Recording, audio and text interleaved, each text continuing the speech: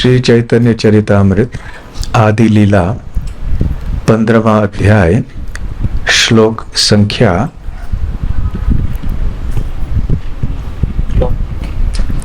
संख्या 9।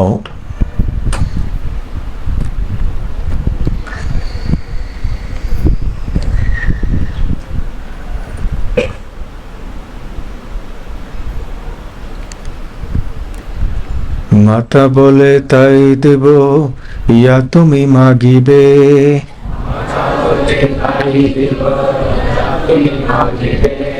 प्रभु कहे एकादशी ते अन्न ना खाइबे। माता बोले ताई देवो या तुम्ही मागिबे। प्रभु कहे एकादशी ते अन्न ना खाइबे। माता बोले ताई दिबो या तुम्ही मागिबे। प्रभु कहे एकादशी ते अन्न ना खाइबे।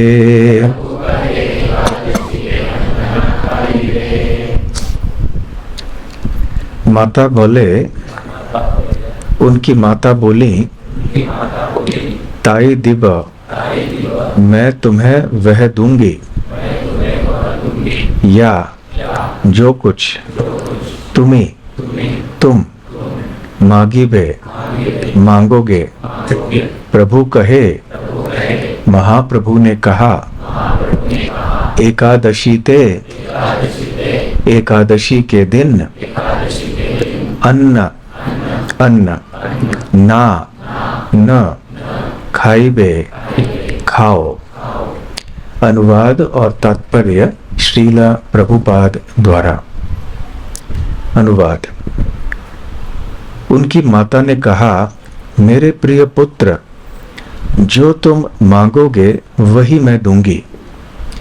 तब महाप्रभु बोले, प्रिय माता, कृपया आप एकादशी के दिन अन्न न खाएं। तात्पर्य।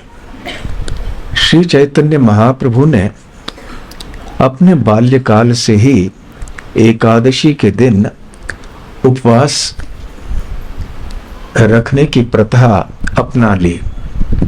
श्रील जीव गोस्वामी कृत भक्ति संदर्भ में स्कंद पुराण से एक उद्धरण आया है, जिसमें यह बतलाया गया है कि जो एकादशी के दिन अन्न खाता है वह अपने माता, पिता, भाई तथा गुरु का हत्यारा बनता है और वैकुंठ लोक प्राप्त होने पर भी वह नीचे गिर जाता है। एकादशी के दिन हर वस्तु जिसमें अन्न तथा दाल सम्मिलित है विष्णु के लिए बनाई जाती है, किंतु वैष्णवों के लिए आदेश है कि वे एकादशी के दिन विष्णु प्रसाद भी न लें। कहा जाता है कि वैष्णव भगवान विष्णु को अर्पित किए बिना कोई खाद्य ग्रहण नहीं करते, किंतु एकादशी के दिन वैष्णवों को विष्णु को अर्पित महाप्रसाद तक छूना वर्जित है। यद्यपि ऐसा प्रसाद दूसरे दिन ग्रहण करने के लिए रखा जा सकता है। एकादशी के दिन कोई भी अन्न ग्रहण करना मना है, भले ही वह भगवान विष्णु को अर्पित क्यों न किया गया हो।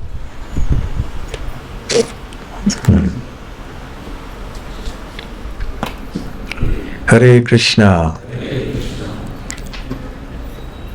चैतन्य महाप्रभु के आदेश के अनुसार यह हरे कृष्णा आंदोलन चल रहा है। शास्त्रों को पढ़ के समझना कि जीवन का ध्येय क्या है बहुत मुश्किल है। तो जो लोग शास्त्रों को पढ़े बिना निर्णय लेना चाहते हैं कि जीवन का ध्येय क्या है, उनके बारे में तो क्या कहना। वैदिक शास्त्र विभिन्न है, श्रुतयो विभिन्ना न सा ऋषिरस्य मतम न भिन्नम। तो ऐसे शास्त्र भी तरह तरह के होते हैं जिनमें अलग अलग प्रकार के निर्णय पाए जाते हैं, निष्कर्ष होते हैं। कहीं एक शास्त्र में कोई एक बात कही गई है तो दूसरी जगह कहीं दूसरी बात कही जाती है। और यदि व्यक्ति पढ़ने का प्रयास करे तो भ्रमित हो जाएगा। वो सोचेगा ये शास्त्र सही है, ये वो सही है, इतने पुराण हैं, इतने अन्य कर्मकांडीय ग्रंथ हैं और उपनिषद भी हैं, कौन सा सही है? इसलिए महाप्रभु श्री चैतन्य महाप्रभु स्वयं श्री कृष्ण हैं, जो इस उलझन में से हमें निकालने के लिए आए हैं कि सत्य क्या है, क्या हमारे लिए अनुसरणीय है, क्या नहीं है। तो इसलिए आराध्यो भगवान व्रजेश तनयस तद्धाम वृंदावनम। तो महाप्रभु ने बतलाया है कि हमारे लिए आराध्य देव श्री कृष्ण है। कौन से श्री कृष्ण? वृंदावन में रहने वाले नंद नंदन, नंद महाराज के पुत्र। प्रेमापुमर्थो महान। और कृष्ण प्रेम प्राप्त करना हमारा जीवन का सर्वोच्च लक्ष्य है, बल्कि एकमात्र लक्ष्य है। और श्रीमद् भागवतम प्रमाण है, परम प्रमाण है। और ये मत किनका है? चैतन्य महाप्रभु का है, जिस मत के लिए हमें पूरा आदर है। तो यदि महाजनों ये न कथा सपंथा, महान भक्तों के बतलाए हुए पथ पे हम चलेंगे तो हम सुरक्षित रहेंगे। यदि हमारे मानसिक चिंतन के अनुसार मनमाने ढंग से हम कोई मार्ग निकालने का प्रयास करें सुख की प्राप्ति के लिए, जीवन के समृद्धि के लिए, तो हम भ्रमित हो जाएंगे, पथभ्रष्ट हो जाएंगे और दुख ही प्राप्त होगा। परंतु चैतन्य महाप्रभु न केवल कोई महात्मा है, वो तो स्वयं भगवान है। इसलिए जब महाप्रभु के शिक्षणों को हम स्वीकार करते हैं, उनके आदेशों का पालन करते हैं, तो हम सुरक्षित रहते हैं। तो चैतन्य महाप्रभु ने सनातन गोस्वामी जो महात्मा है हमारे लिए, उनको अनेक आदेश दिए थे चैतन्य चरितामृत में, जिसको कि सनातन शिक्षा कहते हैं। और चैतन्य महाप्रभु ने कई बातें कही चैतन्य महाप्रभु सनातन गोस्वामी को, और उन्होंने कहा कि जितने सारे ये नियम आदि हैं उनका उल्लेख करना कि एक वैष्णव को, एक भक्त को कौन से नियमों का पालन करना चाहिए। नियम दो प्रकार के होते हैं, विधि और निषेध। विधि अर्थात जो चीजें हमें करनी चाहिए, निषेध अर्थात वो चीजें जो हमें नहीं करनी चाहिए, जो वर्जित हैं। तो ऐसे कई नियम और विधि और निषेध होते हैं। तो हे सनातन, आप कृपया इनका विस्तार में वर्णन कीजिए। इसलिए सनातन गोस्वामी, रूप गोस्वामी और अन्य गोस्वामियों ने बहुत विस्तार में ग्रंथों का विवरण किया। सनातन गोस्वामी पाद ने हरि भक्ति विलास नाम के ग्रंथ में बहुत विस्तार में समझाया है कि वैष्णव की जीवन शैली कैसे होनी चाहिए, उसकी साधना कैसे होनी चाहिए, उसकी मानसिकता कैसे होनी चाहिए। तो वैष्णवों के लिए ये एक आचार संहिता है, और इस आचार संहिता में बहुत सी चीजें बताई गई हैं। और केवल महाप्रभु ने संक्षिप्त रूप में चैतन्य महाप्रभु को बतलाया था कि उन्हें क्या करना चाहिए, क्या नहीं करना चाहिए। तो उसी प्रकार से उन्होंने अपनी माता शची देवी को भी थोड़े उपदेश दिए। कब दिए? जबकि चैतन्य महाप्रभु निमाई के नाम से जाने जाते थे और प्राय उनकी शिशु अवस्था समाप्त होकर वो पौगंड अवस्था में प्रवेश बस कर ही चुके थे। तो उस समय उन्होंने अपने माता से ये श्लोक कहा जिसका पठन हमने आज किया। उन्होंने क्या कहा? सबसे पहले, एक दिन मातार पदे कोरिया प्रणाम, प्रभु को है माता मोरे देह एक दान। तो एक दिन निमाई अपनी माता सची देवी के चरणों में प्रणाम करके कहने लगे, माता मुझे एक वस्तु का दान आप कृपया दें। तो जब माता ने सुना कि मेरा बच्चा जो है ऐसे दान मांग रहा है मुझसे, तो माता ने इस श्लोक को कहा कि मेरे प्रिय पुत्र, जो तुम मांगोगे वही मैं दूंगी, बताओ तुम्हें क्या चाहिए। तो साधारण बच्चे जब कोई चीज मांगते हैं माता पिता से तो क्या मांगते हैं? कोई खिलौना मांगते हैं, कोई खाद्य पदार्थ मांगते हैं, कोई कुछ ऐसे वस्तु मांगते हैं। परंतु निमाई तो कोई साधारण बच्चे नहीं है। तो निमाई ने क्या मांगा? एकादशी ते अन्न न खाइबे, आप एकादशी के दिन अन्न नहीं ग्रहण करना। और माता ने क्या उत्तर दिया? फिर अगले श्लोक में श्रीला कृष्णदास कविराज गोस्वामी कहते हैं, शची कहे ना खाइब भाल ई कहिला, सही है ते एकादशी कोरी ते लागिला। तो सची माता ने कहा ना खाइब, फिर मैं नहीं खाऊंगी, ठीक है, तुमने दान मांगा है ना कि आज से मुझे एकादशी के दिन अन्न नहीं खाना है, तो नहीं खाऊंगी।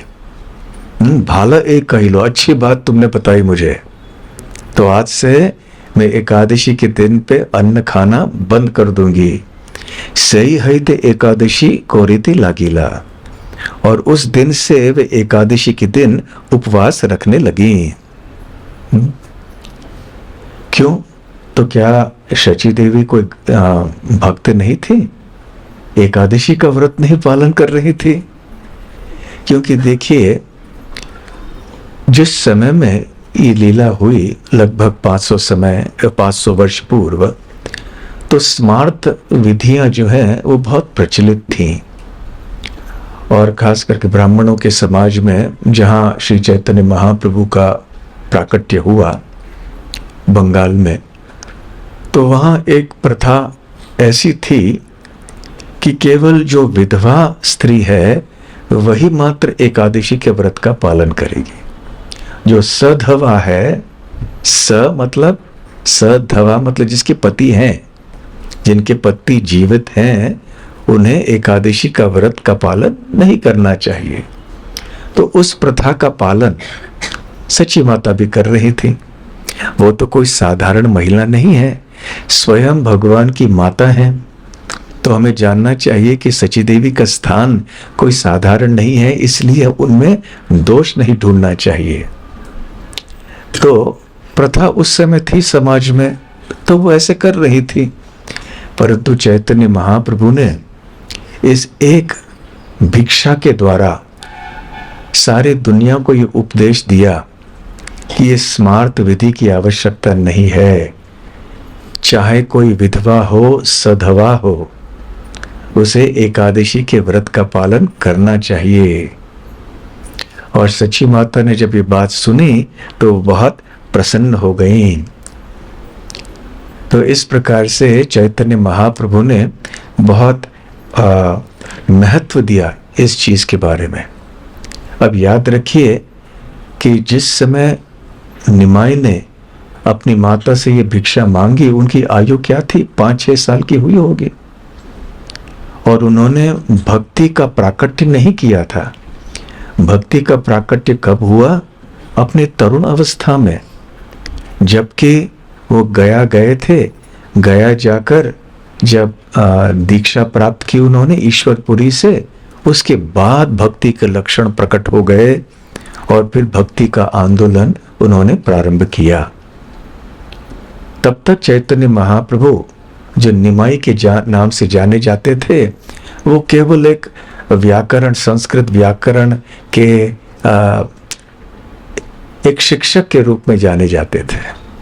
और उनके थोड़े शिष्य हुआ करते थे, उनसे कम आयु के जो बच्चे थे उनको वो पढ़ाया करते थे।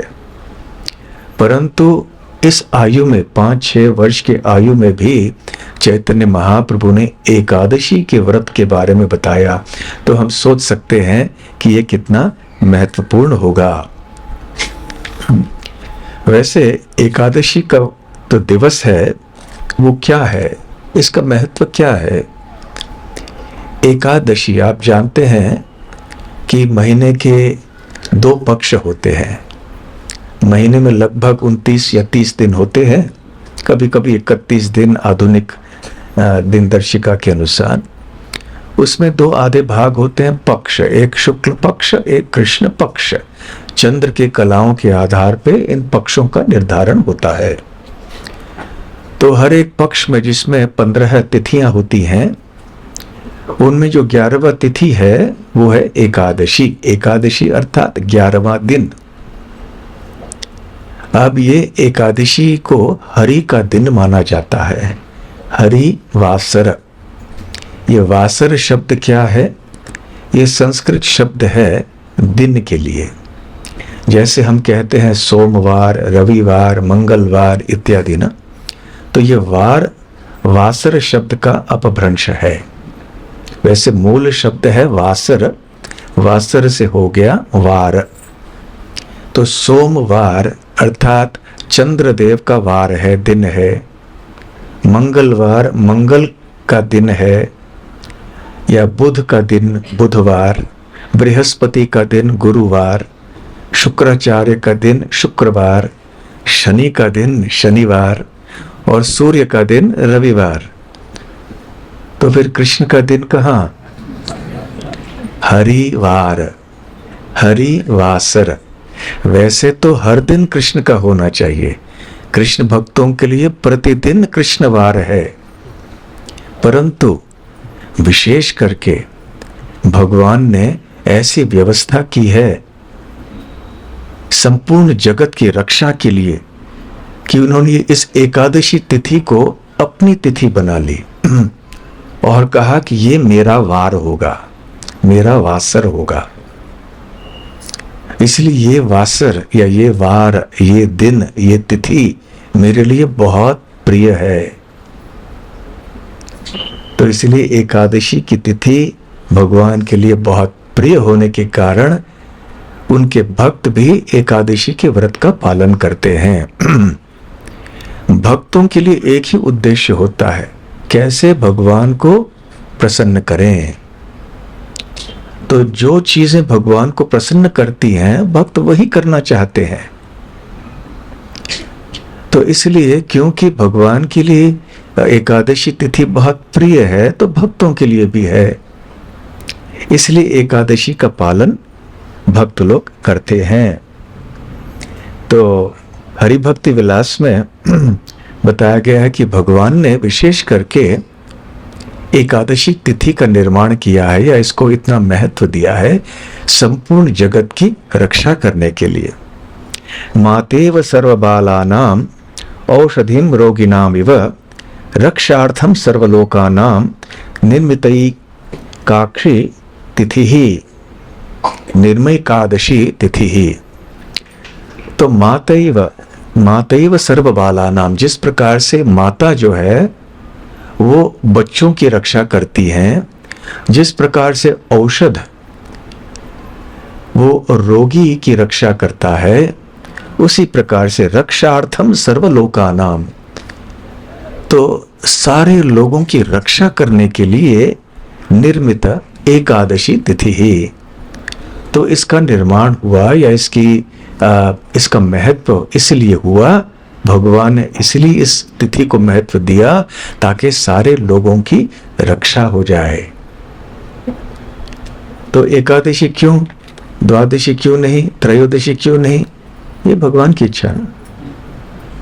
भगवान चाहते तो दशमी को भी ऐसे बना देते, नवमी को बना देते, परंतु उन्होंने एकादशी को ऐसे बनाया है, तो हम भी एकादशी का पालन करते हैं। तो इसकी आवश्यकता क्या है, क्यों हमें पालन करना चाहिए एकादशी व्रत?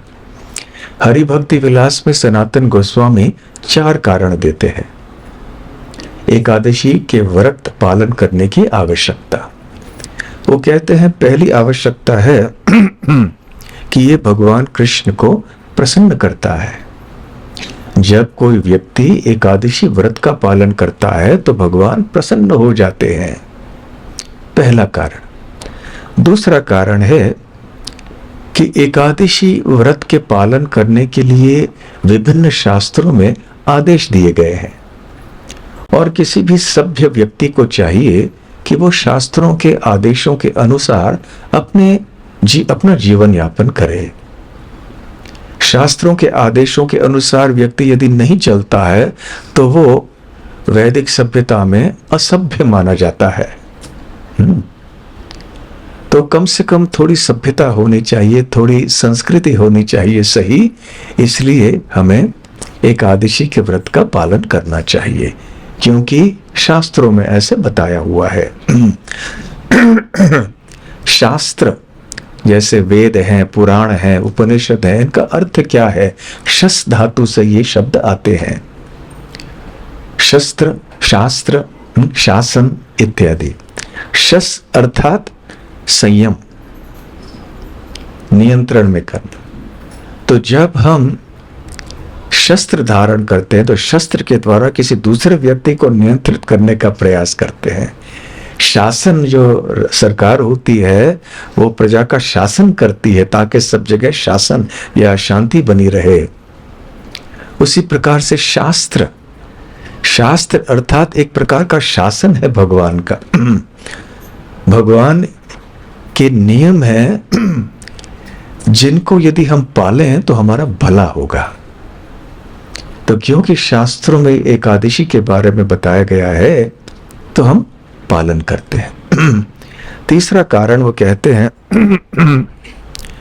कि एकादशी के दिन भोजन ग्रहण करना वर्जित है, इसलिए महत्वपूर्ण है। अभी किसी साधारण दिन पे भोजन वर्जित नहीं होता, कोई विशेष कारण होनी चाहिए ये कहने के लिए कि आपको इस दिन पर भोजन ग्रहण नहीं करना चाहिए। तो क्योंकि शास्त्रों में बताया गया है कि इस दिन पर उपवास रखना चाहिए, इसलिए हम पालन करते हैं। चौथी बात, यदि हमने एकादशी के व्रत का पालन नहीं किया तो बहुत भारी पाप लग जाता है, ऐसे शास्त्रों में बताया गया है। तात्पर्य में, आज के तात्पर्य में हमने ये भी पढ़ा कि जीव गोस्वामी पाद भक्ति संदर्भ में कहते हैं कि स्कंद पुराण में ऐसे कहा गया है कि जो एकादशी व्रत का पालन नहीं करता वो अपने माता पिता गुरु आदि के हत्यारा बन जाता है। अर्थात जो पाप इन माननीय सम्माननीय व्यक्तियों की हत्या करने से मिलता है वही पाप एकादशी में अन्न खाने से हो जाता है। तो ये 4 कारण हैं। अब साधारण व्यक्ति के दृष्टि से इन 4 कारणों में से सबसे महत्वपूर्ण कारण कौन सा होना चाहिए? अंतिम वाला। क्यों? पाप से बचना चाहते हैं सब लोग। क्यों?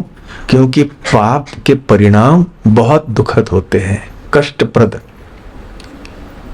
इससे बहुत कष्ट मिलता है जब हम पाप करते हैं, दुख मिलता है।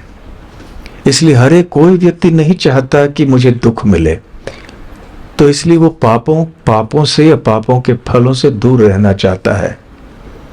और यदि ऐसे बताया गया है कि ऐसे यहाँ करोगे, इस व्रत का पालन नहीं करोगे तो भारी पाप होगा, तो व्यक्ति कहता फिर ठीक है हम नहीं करेंगे, इतना भारी पाप होता होगा तो हम नहीं करेंगे। तो श्रील सनातन गोस्वामी कहते हैं हरि भक्ति विलास में कि ये मुख्य आवश्यकता है एकादशी के व्रत के पालन करने के लिए। परंतु भगवान कृष्ण के भक्तों के लिए जो पहला कारण है कृष्ण को प्रसन्न करना, वो परम आवश्यक या परम महत्वपूर्ण है, परम मुख्य आवश्यकता है। तो साधारण लोगों की दृष्टि से भले पाप से मुक्त होना मुख्य आवश्यकता है, परंतु भक्तों के लिए कृष्ण को प्रसन्न करना परम मुख्य आवश्यकता है। तो हम जब कृष्ण भक्त होने के नाते एकादशी के व्रत का पालन करते हैं तो हमारा उद्देश्य होना चाहिए श्री कृष्ण को प्रसन्न करना। वैसे यदि आप पुराणों को पढ़ें तो एकादशी के पालन करने के अनेक फल आपको मिलेंगे। जैसे हर एक एकादशी के पीछे एक कथा है जो विविध पुराणों में पाए जाते हैं।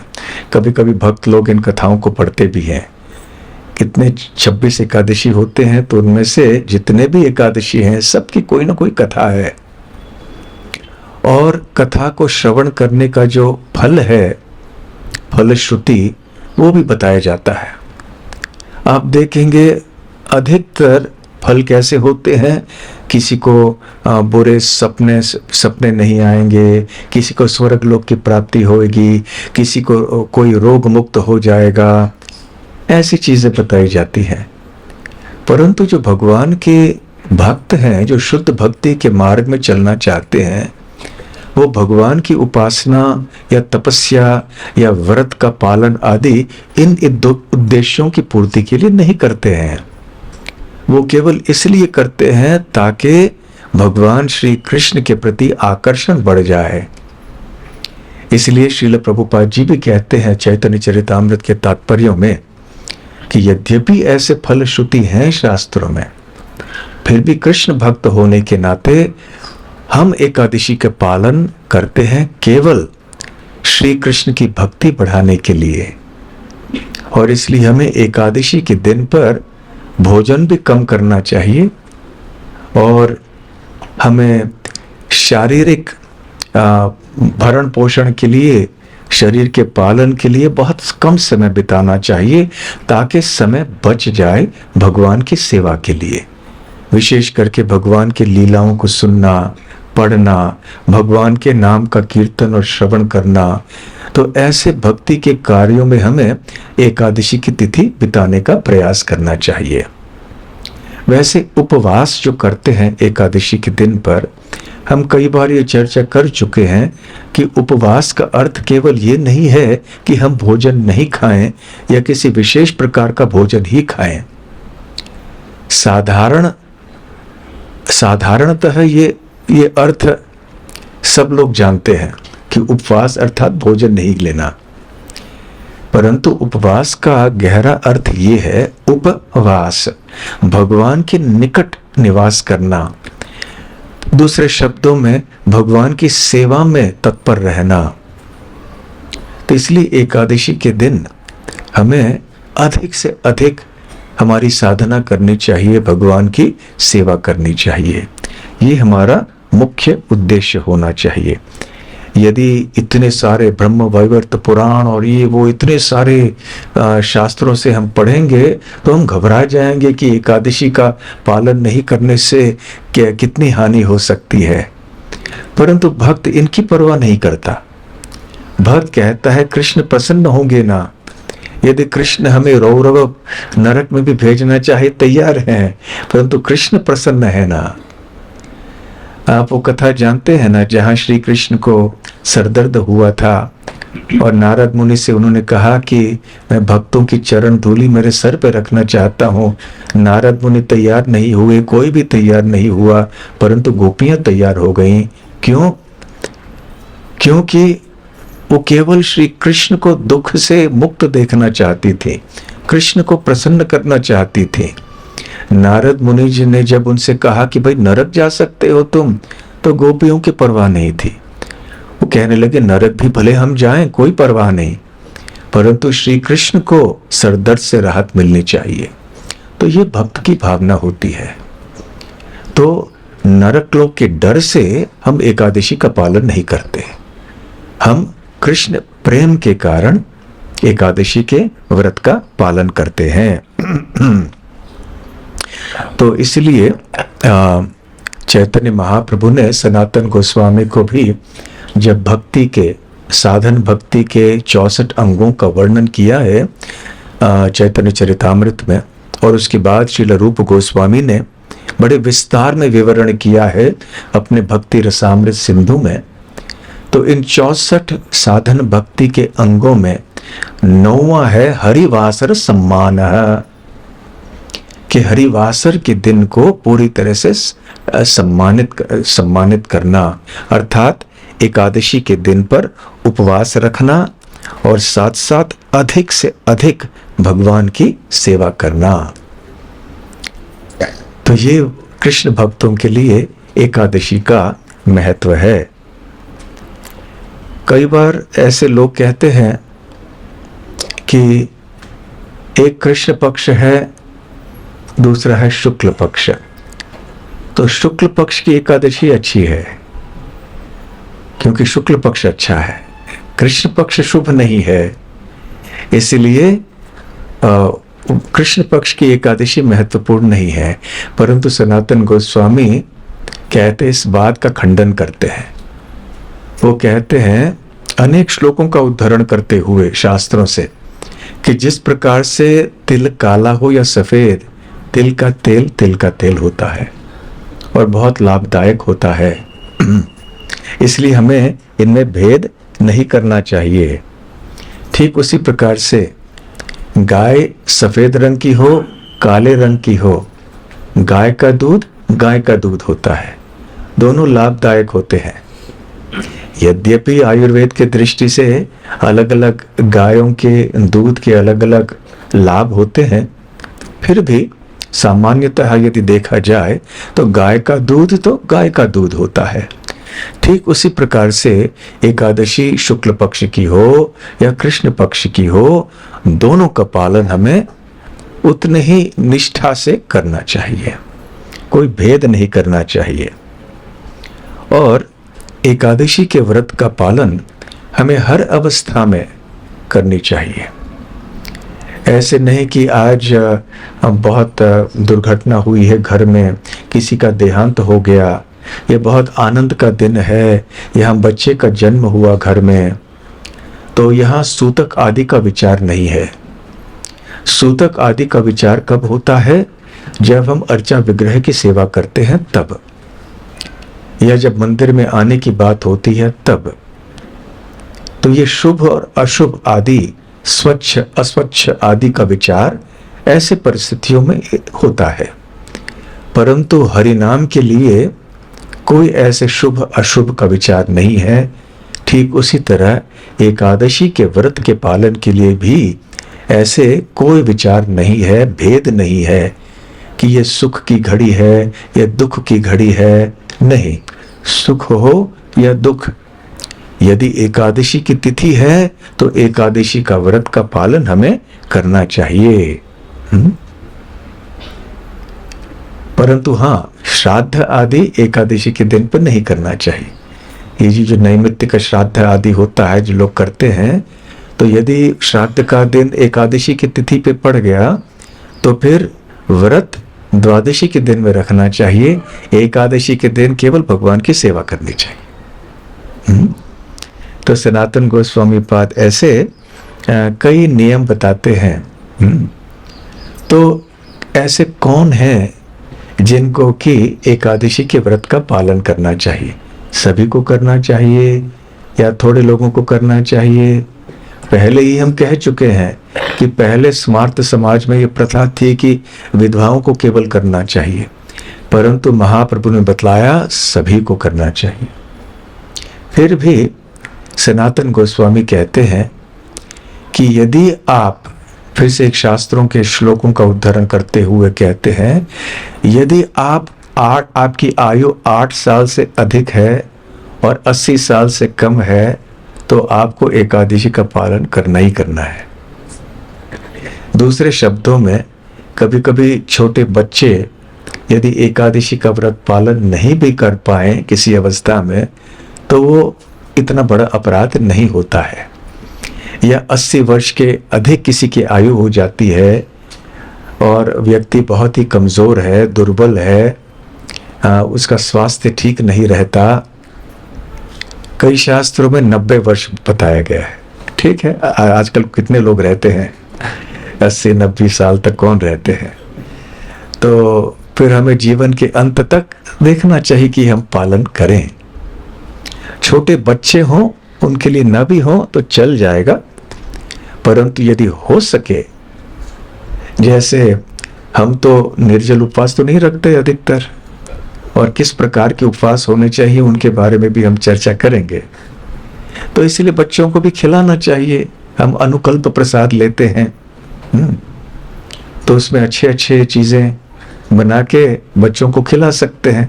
बच्चों तो क्या, बड़ों को भी खाने की इच्छा होती है, और अधिकतर एकादशी दुप्पट खाशी हो जाता है।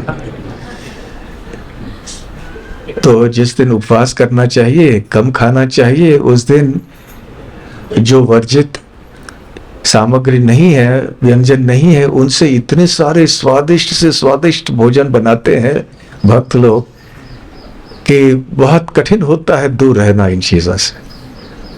तो खैर, प्राय सभी को एकादशी के व्रत का पालन करना चाहिए। जब व्रत के पालन की बात हो रही है तो उसका क्या अर्थ है? निर्जल उपवास। फिर बाद में हमारे लिए थोड़ा को ढीला बनाया गया है, वो हम बताएंगे बाद में। तो और किनको पालन करना चाहिए?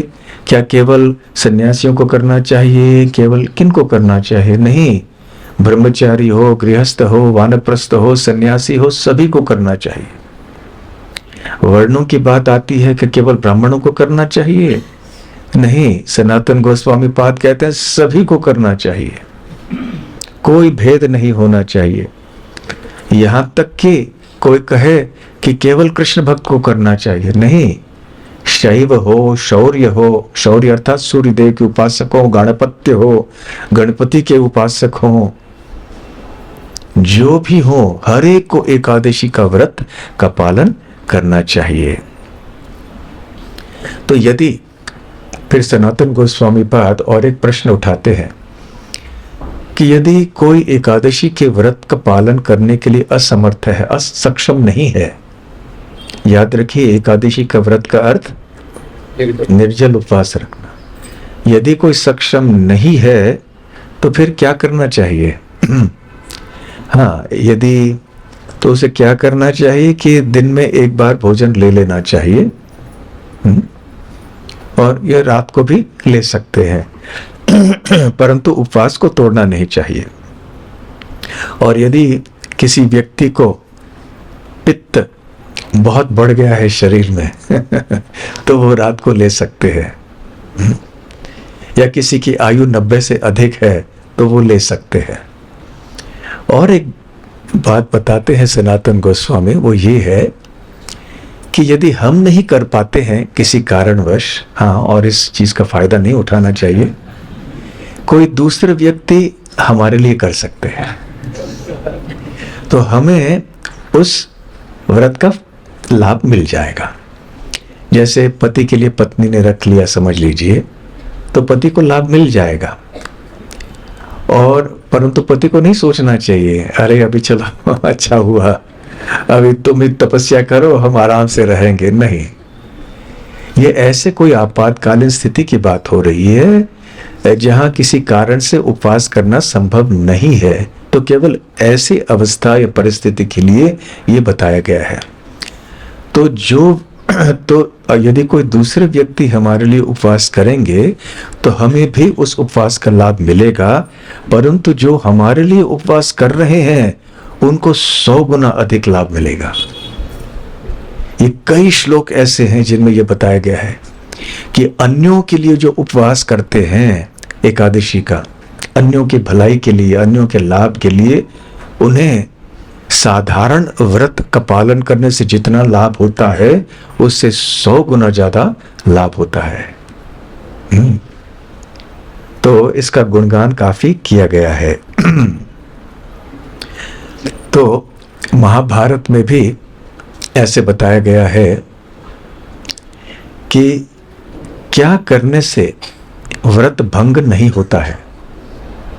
वो बताते हैं जलपान करने से, कंदमूल ग्रहण करने से, फल ग्रहण करने से, दूध ग्रहण करने से, घी पाने से, यदि किसी ब्राह्मण की इच्छा हो उसके अनुसार, या गुरु का आदेश हो, या कोई औषध लेने की आवश्यकता हो, इन 8 परिस्थितियों में हमारे एकादशी का व्रत भंग नहीं होता है। अब देखिए, ये जो इन एक बात है कि गुरु के शब्द, गुरु के आदेश, ये बहुत महत्वपूर्ण हमारे लिए है। यदि हम हरिभक्ति विलास के अन्य श्लोकों को पढ़ें और अन्य पुराणों में भी हम पढ़ें तो ये स्पष्ट दिखाई पड़ता है कि एकादशी का व्रत का अर्थ है निर्जल उपवास रखना। परंतु श्रील प्रभुपाद जी ने ये समझ लिया कि ये कलयुग बढ़ता जा रहा है और आधुनिक काल के लोगों में तपस्या करने की क्षमता नहीं है। दिन में 4-5 बार खाने वाले लोग हैं, कभी 6-7 बार भी खा लेते हैं, और हर बार में तो पटखाशी होता है। तो फिर कैसे ये संभव होगा कि ये लोग एकादशी के व्रत का पालन करेंगे? इसलिए श्रील प्रभुपाद जी ने बहुत आसान किया है हम सब के लिए। तो वो जानते थे कि ऐसी तपस्या करना हमारे लिए संभव नहीं है। जिनके लिए संभव है वो ठीक है, परंतु आजकल लोगों का शरीर भी दुर्बल होता जा रहा है। हाँ? डॉक्टर है सामने, है कि नहीं? प्रतिदिन देखते हो। तो आजकल कई कारणों से लोग उपवास नहीं करते हैं, शरीर साथ नहीं देता और अनेक बार मन भी साथ नहीं देता। तो इसलिए निर्जल उपवास रखना बहुत कठिन है इस समय में। कई लोग कर पाते हैं, अच्छी बात है। जिनकी क्षमता है, शारीरिक क्षमता जिनकी है, जिनका स्वास्थ्य साथ देता है, वो अवश्य कर सकते हैं। परंतु श्रील प्रभुपाद जी ने समझाया कि उपवास का अर्थ श्री कृष्ण के प्रति आकर्षण बढ़ाना है। इसलिए हम निर्जल के ऊपर इतना जोर नहीं देते हैं, अधिक जोर देते हैं कृष्ण की सेवा के ऊपर, कृष्ण का नाम या जप कीर्तन करने के ऊपर, कृष्ण कथा सुनने पढ़ने के ऊपर, भगवान की सेवा करने के ऊपर। फिर भी यदि कोई निर्जल उपवास रख सके और बीमार न पड़ जाए, और ये निर्जल व्रत रखा है इसलिए हम सेवा नहीं करेंगे, माला नहीं करेंगे, ऐसे करना है तो मत रखिए। यदि निर्जल उपवास रख के आपके सारे दैनिक कार्यों को आप ठीक ठाक कर पा रहे हैं, आपकी साधना कर पा रहे हैं, आपकी सेवा कर पा रहे हैं, तो फिर आप निर्जल रखिए। यदि आपके लिए संभव नहीं है तो फिर निर्जल मत रखिए। तो प्रभुपाद जी ने बतलाया है कि एक क्रम उन्होंने दिया है। निर्जल की बात दूर रही, अभी आप सुनिए कि वो शास्त्रों में क्या कहा गया है। वैसे शास्त्रों का आदेश है कि दशमी के दिन केवल एक बार भोजन लेना चाहिए, फिर एकादशी के दिन निर्जल, और द्वादशी के दिन एक बार भोजन लेना चाहिए। अब कितनों के लिए संभव है ये? अभी ऐसा हम बोलते जाएंगे ना तो कोई मंदिर में आएंगे नहीं, सब कहेंगे नको बेड़ा, नहीं चाहिए ऐसी भक्ति, हमको भूखा मार डालेंगे ये लोग। तो प्रभुपाद जी ने कहा ये अधिकांश लोगों के लिए संभव नहीं है।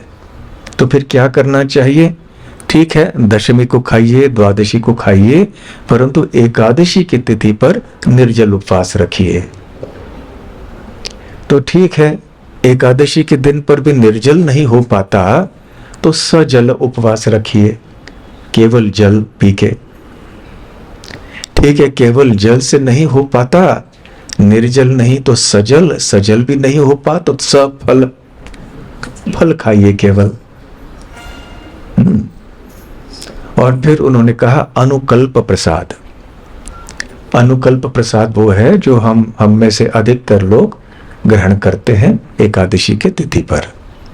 तो 5 प्रकार के वस्तुएं हैं जो वर्जित हैं, जिनसे हमें दूर रहना चाहिए इस अनुकल्प एकादशी व्रत में। पहली बात है अन्न, जैसे कि चावल, गेहूं या चावल और गेहूं से बने हुए जितने भी पदार्थ हैं, पहली बात। दूसरी बात, हाँ गेहूं की बात तो हमने कर ली, ये दूसरी बात होगी, चावल फिर गेहूं। तीसरी बात, जैसे जौ है या रागी है, ऐसी चीज़ें भी हमें नहीं लेनी चाहिए, मक्का है। चौथी बात, हमें दालें नहीं लेनी चाहिए, मूंग दाल हो, हरा मटर हो या मसूर दाल तो वैसे भी हम नहीं लेते हैं, तो और कोई किसी भी प्रकार के दाल हो वो हम नहीं लेते हैं। और अंत में जो सरसों का तेल हो या तिल का तेल हो, ये सब हम एकादशी पे नहीं लेते हैं। ये ऐसे कोई वस्तु है जिनको सरसों के तेल में या तिल के तेल में तला जाता है, तो ऐसे वस्तुओं को भी हमें नहीं लेना चाहिए। तो ये हमारी संस्था में एक बहुत बड़े वाद का विषय है कि क्या लेना चाहिए क्या नहीं लेना चाहिए। अलग अलग जगह में आपको अलग अलग मत दिखाई पड़ेंगे। कोई कहेगा नहीं नहीं हम ये ले सकते हैं, कोई कहे नहीं ले सकते हैं, कोई हरि भक्ति विलास की बात कहते हैं। तो हरि भक्ति विलास में तो बहुत सी चीज़ें कही गई हैं और यदि हो सके तो उनका पालन हम कर सकते हैं। परंतु जैसे हमने कहा, श्रील प्रभुपाद जी ने एक आदेश दिया, आदेश समझिए, आदेश तो नहीं है, एक छूट दी है समझिए, कि आप अनुकल्प प्रसाद ग्रहण कर सकते हैं। तो इस एक बल पे, क्योंकि यहाँ बताया गया है ना कि गुरु के आदेश के अनुसार यदि हम कुछ ग्रहण करते हैं तो एकादशी भंग नहीं होता, इसलिए इस एक चीज का आश्रय लेके हम सब सुखी हैं। इसलिए हम अनुकल्प प्रसाद आदि ग्रहण कर रहे हैं। वरई, राजगिरा इत्यादि से बने हुए, फिर आलू, तरह तरह की सब्जियां हैं, सारी सब्जियां नहीं, कई सब्जियां हैं जिनको हम खा सकते हैं, और मूंगफली आदि भी खाते हैं, फल खाते हैं, दूध ले सकते हैं, तो ऐसी चीज़ें हैं। और हाँ, आप याद रखिए जैसे मसाले हैं, तो मसाले बाहर से नहीं लाइए, क्योंकि उनमें क्या किन चीज़ों का मिश्रण होता है वो कह नहीं सकते।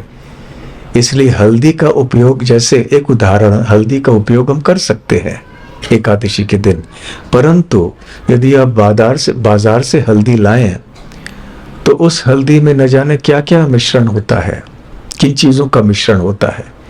इसलिए अपने घर में ही हल्दी को ले आके उसको कूट के उसके जड़ को आप स्वयं हल्दी बना लीजिए, फिर उसका प्रयोग आप कर सकते हैं। उसी प्रकार से यदि आप अन्य मसालों को भी घर में बनाएं, मंदिर में भी बनाने का प्रयास हो रहा है हमारे रसोई घर में, ताकि भगवान के लिए जो भी भोग चढ़ता है, मंदिर में जितना भी भोग बनता है, प्रयास सभी शुरू हो रहा है कि हम बाहर के मसाले न उपयोग करें, केवल मंदिर में ही बनाएं या मंदिर के लिए कोई हमारे भरोसेमंद भक्त बनाए, जो कि नियम का पालन करेंगे और किसी अन्य चीज का प्रदूषण या उसमें मिश्रण नहीं करेंगे। तो खैर ऐसी चीजें हैं, तो इनका पालन तो हमें करना चाहिए। आपको याद होगा अब आज के श्लोक में जब श्रील प्रभुपाद जी ने कहा कि एकादशी के दिन पर हमें अन्न नहीं ग्रहण करना चाहिए, तो ये प्रश्न उत्पन्न होता है कि जब हम भगवान को भोग चढ़ाते हैं और भगवान के लिए ऐसे कोई नियम नहीं है, कोई निषेध नहीं है, वो निषेध हमारे लिए है कि हमें अन्न नहीं ग्रहण करना चाहिए। तो भगवान ने तो ये नियम बनाया है, इसलिए भगवान के लिए नियम लागू नहीं होता है। तो जब हम भगवान के लिए भोग बनाते हैं तो जैसे हर दिन बनाते हैं वैसे बनाना चाहिए, ताकि चाहे चावल हो, गेहूं हो, दाल हो, हाँ, सब कुछ भगवान के लिए बनता है। तो फिर क्या भगवान का महाप्रसाद हम ले सकते हैं एकादशी के दिन? इसलिए श्रील प्रभुपाद जी ने कहा हम नहीं ले सकते, यद्यपि वो महाप्रसाद है, फिर भी क्योंकि वो अनाज है उसमें या दाल इत्यादि है, हमें नहीं ग्रहण करना चाहिए। द्वादशी के लिए हमें रखना चाहिए, अगले दिन फिर हम उस महाप्रसाद को ग्रहण कर सकते हैं। वैसे साधारणतः यह बताया जाता है कि एकादशी के तिथि पर अन्न में पाप निवास करता है। कई जगह बताया गया है कि दुनिया भर का पाप निवास करता है अनाज में, और कहीं बताया गया है कि इतने सारे भयानक चीजें बताई गई हैं कि एकादशी के दिन पर अनाज में क्या क्या किन चीजों का मिश्रण होता है। परंतु भगवान का जो महाप्रसाद है वो तो पाप से परे है ना। एक बार किसी चीज का स्पर्श भगवान से हो गया तो उसमें कोई पाप रहने की कोई संभावना नहीं है। फिर भी क्योंकि यह आदेश है कि अन्न नहीं लेना चाहिए, महाप्रसाद भी हम स्वीकार नहीं करते हैं। तो चैतन्य चरितामृत में और चैतन्य भागवत में ये छोटी सी लीला है। जब श्री चैतन्य महाप्रभु बाल निमाय अपनी शिशु लीला कर रहे थे तो जैसे साधारण बच्चे करते हैं वो कभी कभी रोया करते थे, और बच्चों को बहलाने के लिए कोई ना कोई खिलौने देते हैं और फिर वो बच्चा रोना बंद करता है। तो चैतन्य महाप्रभु रोना तभी बंद करते थे जब आसपास में जितने लोग थे वो हरिनाम लेते थे। तो इसलिए सारे भक्तों को, लोगों को पता चल गया कि यदि बालक निमाई रोना शुरू करे तो हमें क्या करना चाहिए, हमें भगवान का नाम लेना चाहिए, बच्चा रोना बंद कर देगा। परंतु एक दिन बालक निमाई रोने लगे और जितना भी हरिनाम हो वो रोना बंद नहीं कर रहे थे। तो सारी महिलाएं आए वहां, उन्होंने पूछा कि अरे निमाई तुम्हें क्या चाहिए बताओ, हम देंगे, रो नहीं, तो रोना बंद करो। तो निमाई ने कहा कि दो ब्राह्मण हैं ना, हमारे पिता के मित्र हैं, जगदीश पंडित और हिरण्य पंडित, तो उनके घर में आज एकादशी की तिथि पर बहुत स्वादिष्ट से स्वादिष्ट व्यंजन बनाए गए हैं, भोग अर्पण किए हैं भगवान को, तो मुझे वो महाप्रसाद खाना है।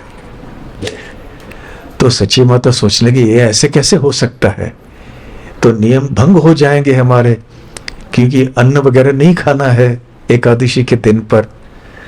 तो तुम ऐसी चीज मांग रहे हो जो कि शास्त्रों में वर्जित है। तो फिर भी जब निमाई ने कहा, जिद किया कि मुझे चाहिए, तो सारे नवद्वीप के लोगों ने कहा कि ठीक है चलो चलो ले आते हैं। तो कोई गए, लगभग 2 मील की दूरी पर था उनका घर। तो जब भक्तों ने जाकर जगदीश पंडित से कहा कि देखो हमारे निमाई ऐसे आपके घर में जो बहुत स्वादिष्ट व्यंजन बने हैं, भगवान को भोग चढ़ाया आपने आज एकादशी के दिन, तो हमारे निमाई वो महाप्रसाद चाहते हैं। तो जगदीश पंडित बहुत आश्चर्यचकित हो गए। वो कहने लगे कि अरे इस बच्चे को पता कैसे चला कि आज एकादशी, और दूसरी बात इस बच्चे को यह कैसे पता चला कि हमारे घर में इतने सारे व्यंजन हमने आज बनाए हैं भगवान को भोग चढ़ाने के लिए। ये बच्चा साधारण नहीं है, इतना आकर्षक है ये बच्चा, इतना सुंदर है कि हम जान सकते हैं कि गोपाल ही इसके अंदर प्रविष्ट हुए हैं, और शायद भगवान नारायण ही इस बच्चे को बुद्धि और शक्ति दे रहे हैं, और वो शब्द दे रहे हैं, उसके मुख से निकलवा रहे हैं कि मुझे ये महाप्रसाद चाहिए। फिर भी हम अवश्य आएंगे। तो स्वयं जगदीश पंडित और हिरण्य पंडित जगन्नाथ मिश्र के घर में आए और उन्होंने ये महाप्रसाद दिया।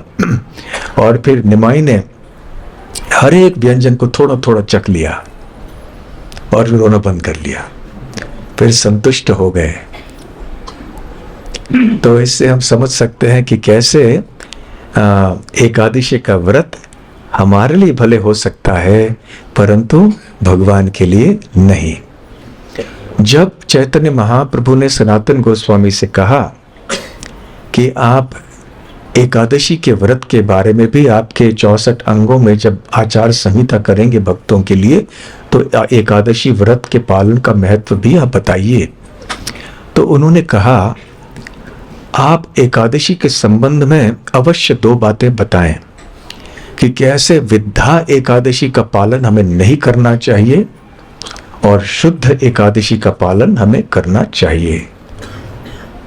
तो ये शुद्ध एकादशी और विद्या एकादशी क्या है, संक्षेप में बताएं क्योंकि अभी देर हो चुकी है।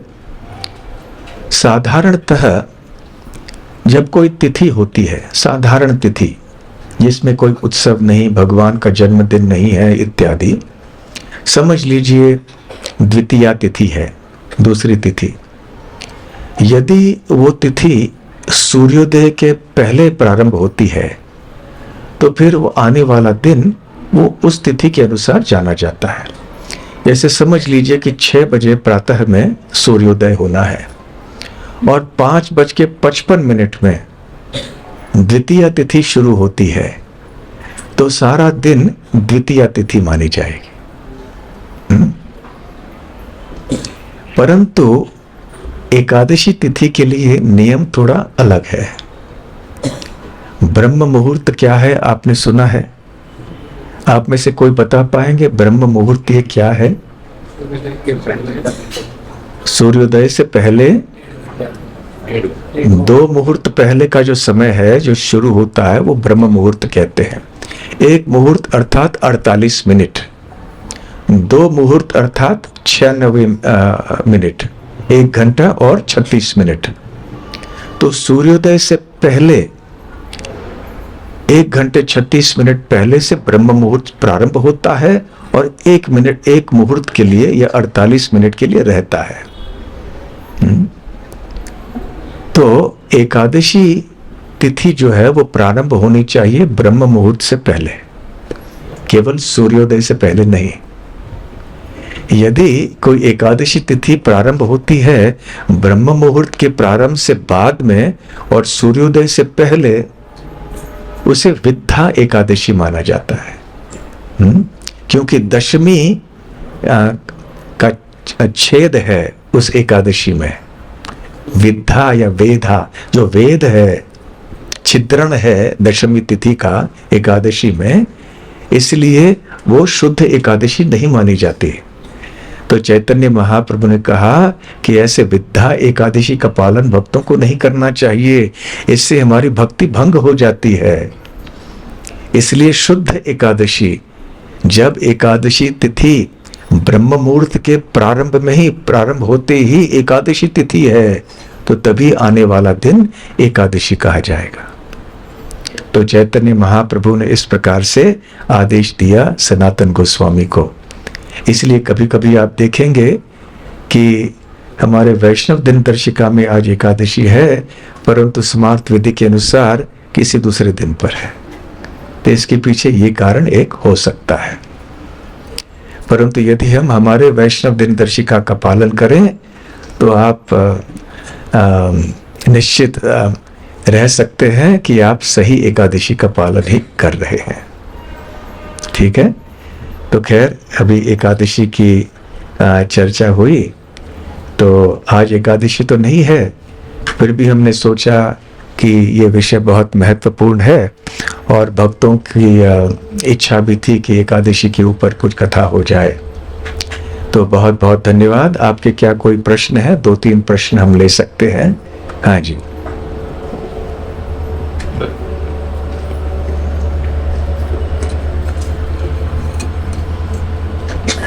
भक्ति योग में विवेकानंद जी ने कहा है, आज के विषय के ऊपर आप कृपया रखिए।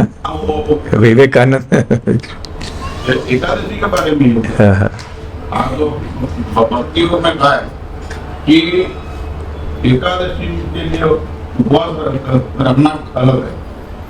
उपवास अगर रखें तो आप ध्यान भगवान पर रहने के बजाय पेट के ऊपर रहता है, तो आप भगवान का ध्यान नहीं करते, आप पेट का ध्यान रखते हैं। तो एकादशी को उपवास रखने के बजाय अच्छा खाना पेट को खाइए और भगवान पर ध्यान लगाइए। इसलिए हम चैतन्य महाप्रभु के अनुयायी हैं, न कि किसी और के। तो उनके आदेशों के अनुसार हम चलते हैं। तो इसी बात पे काफी विस्तार से हमने व्याख्या की है कि कैसे उपवास जहां तक हो सके हमें रखना चाहिए, परंतु यदि हमारे भजन में, सेवा में, जप आदि में बाधा होती हो तो फिर हमें भोजन ग्रहण करना चाहिए, प्रसाद ग्रहण करना है, परंतु किस प्रकार का प्रसाद? जो अनुकल्प है। अनाज इत्यादि ग्रहण नहीं करना चाहिए। ठीक है। हाँ, और कोई? हाँ, या माइक। अच्छा, पारण समय क्या होता है, उसका क्या महत्व है? जब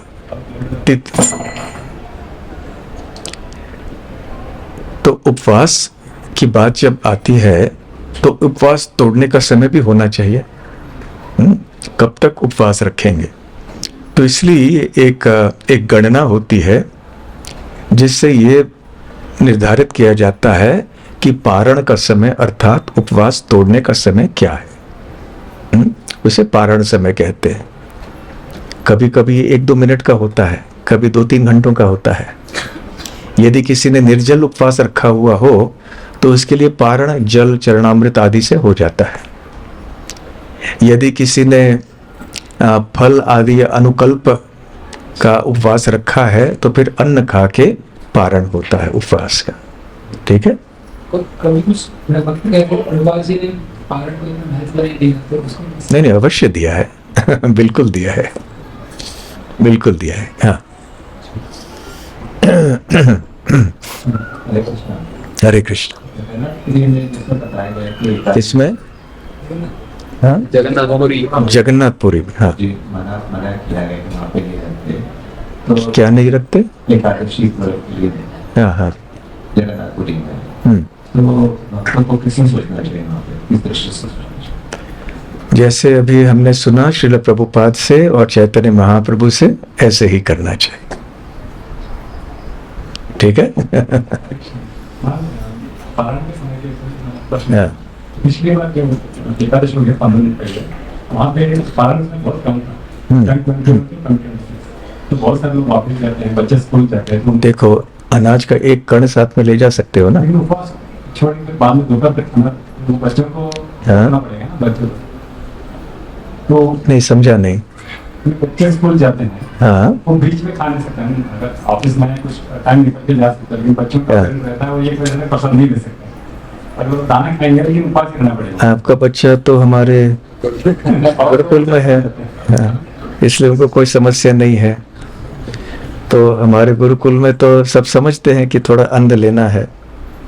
देखिए, आप दूसरे भी कोई पाठशाला में हो, आपके बच्चे थोड़े बड़े हों, जो एकादशी का व्रत रख रहे हैं, तो उनको एक दाना दे सकते हैं ना, अनाज का एक कण दे सकते हैं, बता सकते हैं कि इस समय में केवल एक अनाज मुंह में डाल लेना, बस इतना काफी है।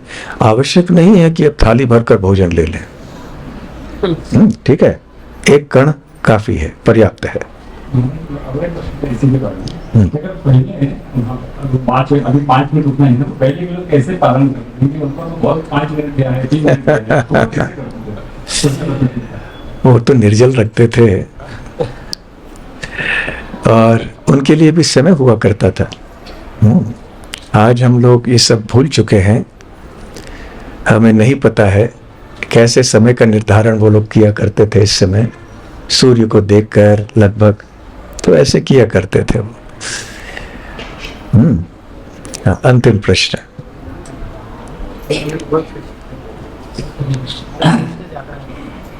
महाराज जी, जो निर्जल उपवास रहता है, जो भीम ने, पांडव जी ने सभी पालन किया था, तो क्या जो भक्त नहीं है वो जो निर्जल उपवास करके उसी दिन में, तो सभी एकादशी का उनको फल मिलता है?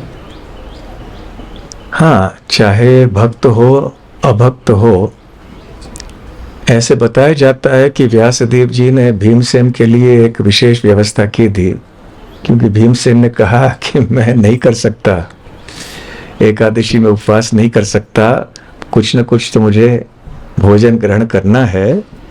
तो व्यासदेव जी ने कहा कि ठीक है, फिर तुम कम से कम साल में एक एकादशी का पालन करना, निर्जल उपवास रखना, और इस एक बार रखने से सारे एकादशियों के पालन करने का लाभ मिल जाएगा तुम्हें। तो इसलिए भक्त लोग करते हैं। परंतु जैसे हमने पहले कहा, हमारे संप्रदाय में या श्रील प्रभुपाद जी के आंदोलन में ऐसे कहें, अधिक जोर दिया जाता है भगवत सेवा में।